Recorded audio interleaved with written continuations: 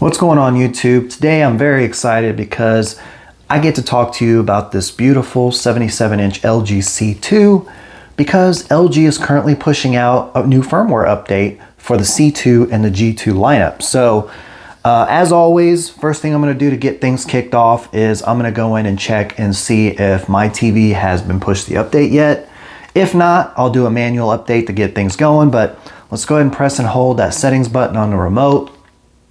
Let's go over to support, software update, and we see that I'm currently on firmware version 03.33.90, and look right down below here, it does tell me an important software update is available. The new version number is going to be 04.40.90. So the fact that this firmware version number is so different from this one gives me hope that we're actually going to get some new features, which would be pretty cool considering this is a C2, which is a 2022 model TV. So next up, I'm going to go ahead and get the installation process started. Usually what I do on these videos, if you are new to my channel, is I don't have you wait with me during the installation process because sometimes it can be a lengthy process.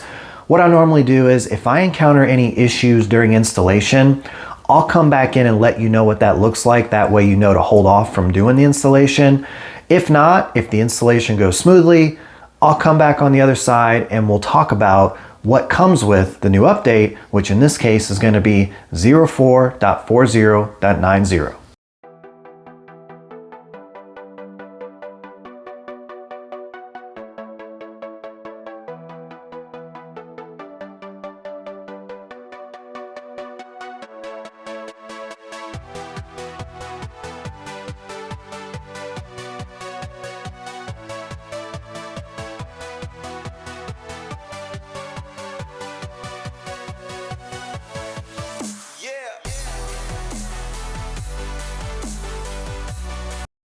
Okay, the update has completed and finished installing.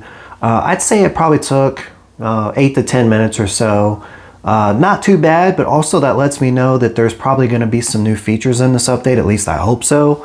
So first of all, let's just make sure that the TV is showing the new firmware version number. So I'll go ahead and hold the settings button. We'll go back into support, software update. And there we go. I'm currently on 04.40.90, so looking good so far. Of course, as I usually do, I'm going to check things out. I'm going to cruise around the menus here. I'm going to check certain settings. If I come across any problems or anything like that at all, I'll be sure to put out a follow-up video letting you know what I ran into. But for the next part of this video, let's go ahead and dive in and figure out what comes with software version 04.40.90. Okay, let's take a look at what comes with LG software 04.40.90. And the very first thing out of the gate, as usual, is improvement. You're getting improvement with this update. I just wish I could tell you what it was. LG doesn't tell us what they're improving, but hey, they're improving something, right? We think. Next up, we have Smart TV service expanded availability into other countries. So if that means something to you, that's awesome. Next up, we have LG channels availability expanded into India. The last one is the one that I want to pay attention to the most, and it's multi-view improved for easy use. Now, I'm going to show a couple of clips of this in action, and I want to talk about this one for a second because when I saw this in the notes when doing the installation on my TV, my C2, I actually got excited about this feature improvement because multi-view is something that I have not used not once since the day I owned the TV because frankly the way that it has been set up doesn't make sense for my use case. So for example, multi-view would make sense for me as if, let's say for example, I'm in a gaming session on the PlayStation 5. And with multi-view, you clearly have an option to go in and do either like a side-by-side or picture-in-picture, right? Where it would make sense for me is if during a gaming session, let's say it's on a Saturday afternoon in the fall and there's a lot of college football on TV, I want to be able to be in a gaming session on PS5, click multi-view, and have a picture-in-picture setup with one of the college football games I want to pay attention to. I would have all the audio would still come in through my gaming session. That's what I want to be able to hear. But I'd like to have like a nice little box in one corner of the screen that's not going to obstruct too much important information. Like, if I'm playing Call of Duty, I'm not going to put the picture-in-picture box over, say, the mini map in the top left-hand corner, right?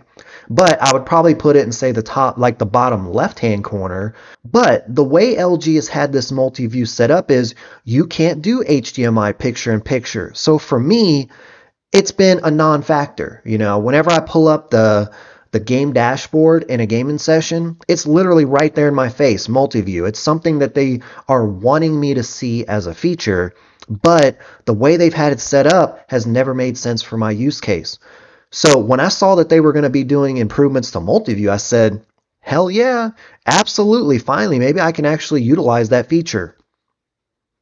As you're seeing in the clips, it still won't allow you to do HDMI picture-in-picture. It says HDMI 2 or whatever HDMI you're not using on your main window. It shows that, but it's got something else added on to it, AirPlay or something like that, where when you click that, it won't allow you to show picture-in-picture. So, for example, I did testing where I had the PS5 as the main window. I opened the game dashboard and I clicked on multi-view and it gave me the options. I selected the other HDMI where I had the Apple TV 4K connected, and it would never allow me to show PS5 on the full screen and Apple TV 4K in either the side-by-side window or the picture-in-picture window. And I tried this going the other way too. You have to access multi-view a different way, but I then went to Apple TV 4K as the main window. I then went to multi-view from the way you do that, and I attempted to make the PS5 HDMI the other window. Still won't work. It still won't work. So I didn't mean for this to turn into a negative thing in the video, but I thought I would just kind of relay my understanding and what I found through testing from multi-view. So what I'd be curious to see is, leave me some comments below. Have you been using multi-view functionality, and what do you think of it? Again, for my use case, multi-view has never made sense, and it was something that I was really looking forward to trying out.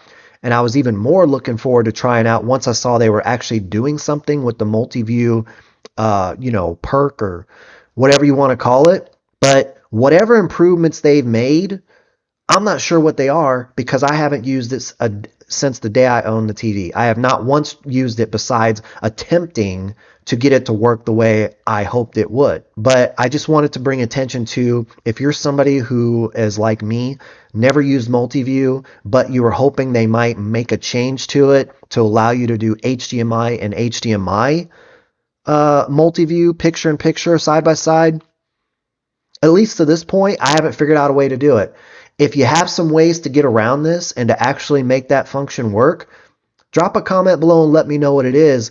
And if this fix works on my setup, I'll be sure to feature your comment and your fix recommendation in an upcoming video, because that's going to be a very big deal to me and it would mean a lot to me to get it fixed. That's going to do it for this video.